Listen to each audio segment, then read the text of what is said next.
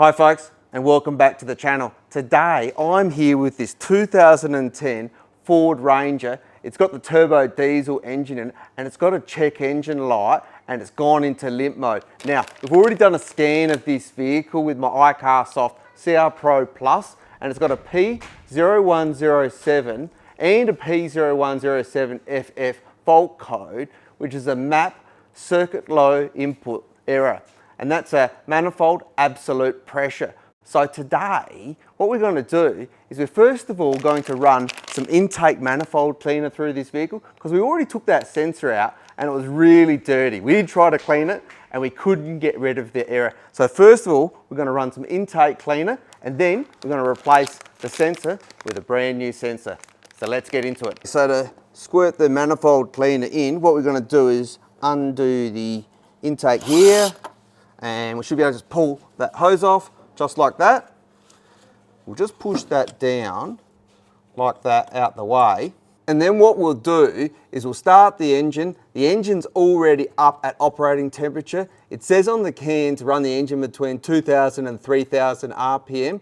Well, because it's in limp mode, it's being limited at about 2,400 anyway. So we just put the pedal straight to the floor, and then we're going to squirt the entire contents of this tin straight into the inlet. And rev it up.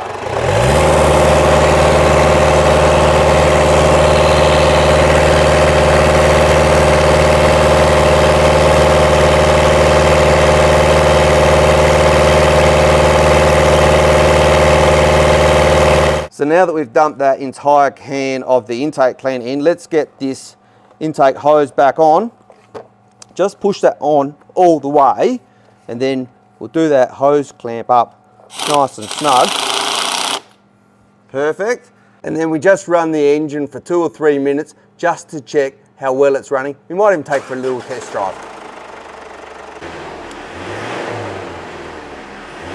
Okay, so what's really interesting here, folks, as you can see, I've now jumped into the vehicle after running the intake cleaner through this vehicle, and straight away it's come off of the rev limiter, so it's come out of limp mode.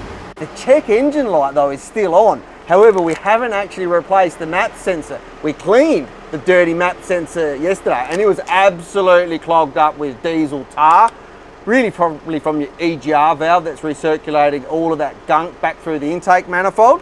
But it's come off of the rev limiter. Like, it's revving all the way out to, I'm taking it to 3.5 there. I don't like revving engines personally really hard, so I won't take it to redline. But before, this vehicle was stuck on 2,400 RPM. So what I'm thinking now is let's grab our iCarsoft CR Pro Plus, let's scan the vehicle for codes. I think that P0107 will still be there because we still have the check engine light. Let's see now if we can clear that code and get rid of that check engine light, and we'll have a think what we're going to do, if we're going to replace this sensor or not. So let's see if we can get rid of the check engine light. So let's scan the vehicle for codes now. So booting our iCarsoft CR Pro Plus, come into diagnostics, and then we will select Ford version 32.80. So that's the latest software. I've just uploaded this CR Pro Plus to the latest software. Initializing, please wait. And we'll do an auto identify on this vehicle. Initializing, please wait.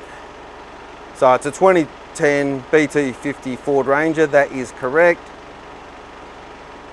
And we'll do an auto scan. So we've got faults in the power control module as we expected. So come into there, communicating, and we'll read the fault codes. So key on engine running, we'll do that test. All right, so reading the fault codes, please wait. So we've got the P0107, map, manifold, absolute pressure, circuit low input again, and the P0107 FF, so the same error codes are present.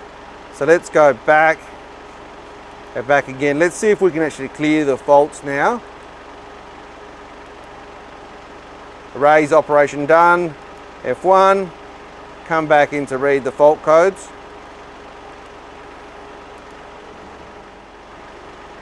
No.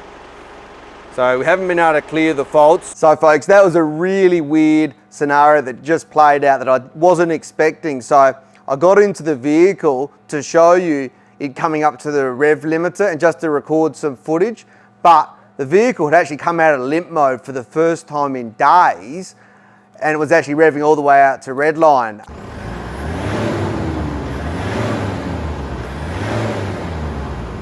Quite freely. And all we had done was put one can of the intake cleaner into the manifold. Now, as I went to scan the vehicle then to see what codes were in the vehicle, because the check engine light was still on, all of a sudden it went back into limp mode and is back limited to 2400 RPM. So the question is now, what do we do? So the first can of intake cleaner actually obviously cleared enough of either the intake or the sensor. Now I told you we cleaned the sensor yesterday. So what I'm thinking now is under this scenario, we're going to put another can of the intake cleaner in and see what happens.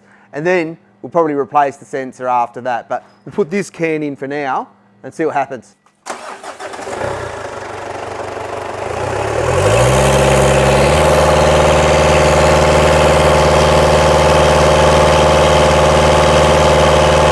So now that we've put 2 cans of manifold cleaner through the engine, let's get the vanity cover off. So that's 2 1332 nuts, get that out the way, and then we need to get this bracket off. But first, let's get the electrical cable out of the way, and then it's 2 14mm nuts to get the bracket off, and then you just lift that bracket up and out of the way, and you're going to be able to access the map sensor underneath. Now to get the map sensor out, it is a 10mm bolt. However, first thing, we want to get this electrical connector off.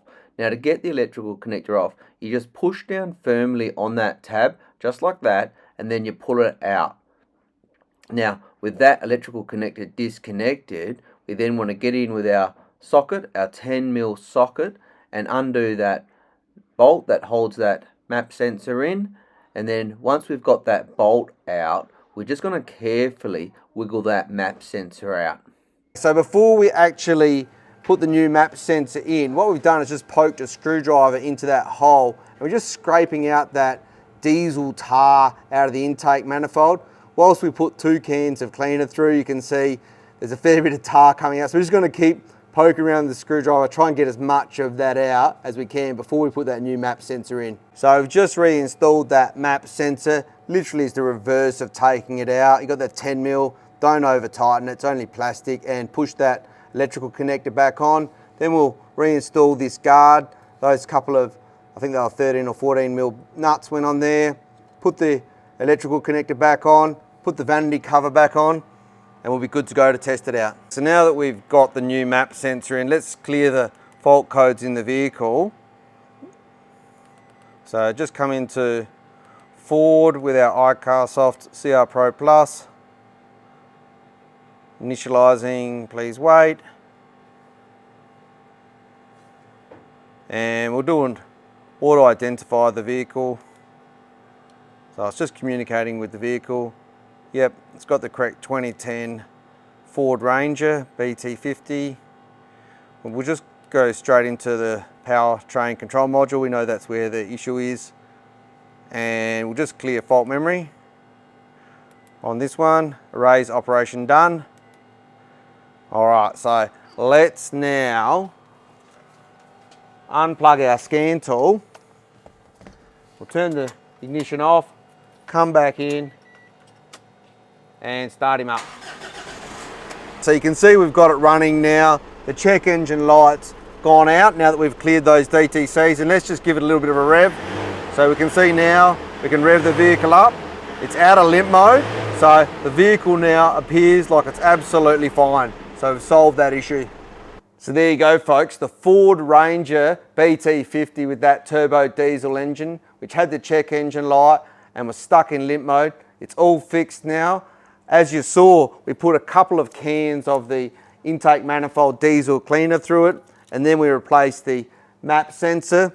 So we diagnosed the vehicle using our iCarsoft CR Pro Plus here today, and then we've cleared the fault codes and got the vehicle back into running conditions. So if you have liked the video, give us a like and drop us a comment down below. It's truly appreciated. And in the future, if you're interested in learning more about some Ford Ranger BT50, do tell us in the comments what you'd like to see. The clutch is slipping a little bit on this vehicle, so perhaps you could see a clutch job in the future on this vehicle. But as I say, you tell us what you'd like to see in the comments down below. But on the channel, we also feature a number of other vehicles that we maintain and service and repair. On the channel, we've got the Mercedes ML Class, the Audi A3, the Mazda 3, little Holden Brina pops in occasionally. So there really is something for everyone on the channel. And as I say, if you do like any of that content, do subscribe to the channel. Until next time, have a good evening, folks.